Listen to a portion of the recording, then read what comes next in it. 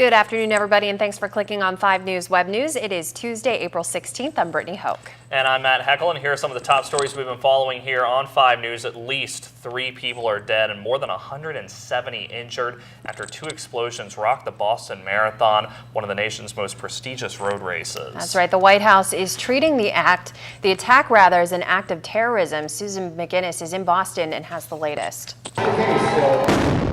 A pair of explosions at the finish line of the Boston Marathon.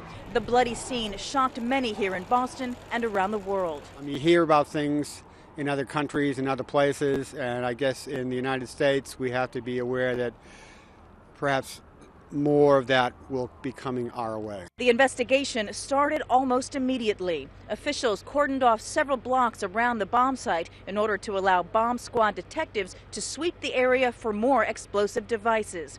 Early Tuesday morning, we learned federal and local authorities are searching an apartment of someone they're calling a person of interest in the Boston suburb of Revere. This is a very thorough and active and fluid ongoing investigation.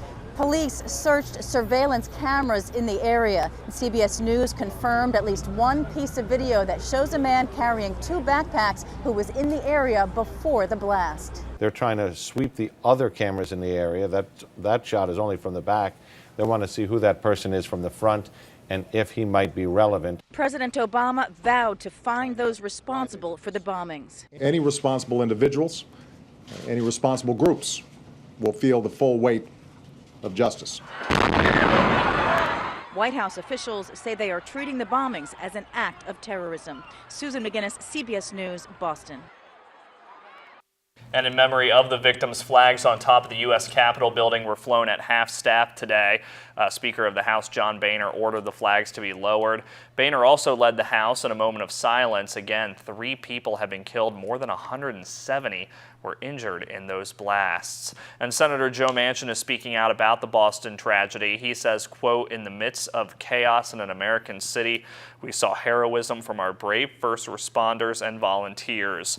We don't know all the details yet, but it appears this was a senseless act of violence aimed at innocent people who came from all over the world, including dozens from West Virginia, for this special sporting event. We cannot allow cowardice to go unchallenged and will not allow it to go unpunished," end quote. Now, according to Boston Marathon's website, 9 people from Morgantown and 3 from Clarksburg ran in Monday's marathon. We're told those runners are okay.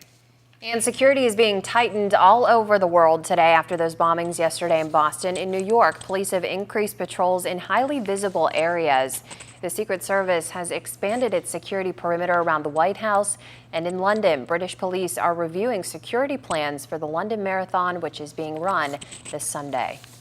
Well, an update now as another man has died after an explosion in Tyler County last week. According to a press release, 43-year-old Raymond Miller of Jeannette, Pennsylvania, died last night at the West Penn Burn Center. He was injured in an explosion on Thursday at the Twin Hickories compression station. Yesterday, we reported 56-year-old Bruce Phipps also died as a result of those injuries. No word yet on the condition of the 3rd worker.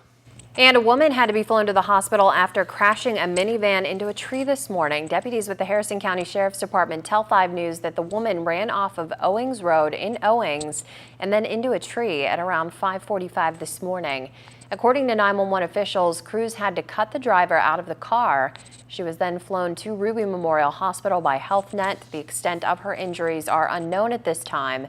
The Harrison County Sheriff's Department is in charge of that investigation, so as soon as we have any more details, we'll be sure to bring them to you here on 5 News. And let's take a quick look at what our newsroom's working on for tonight for First at 5 and 5 News at 6. First up, we're going to have more on the explosions at the Boston Marathon yesterday that killed at least 3. We're also going to hear from someone who was there. And with a lot of festivals and gatherings in the Mountain State, how are we prepared locally in case something like this would happen here? And Tom Kippen is going to have a look at your first alert forecast coming up tonight on First at 5 and 5 News at 6. And that's what's making headlines today. Be sure to tune in tonight for First at 5 and 5 News at 6. Until then, have a great day, everybody.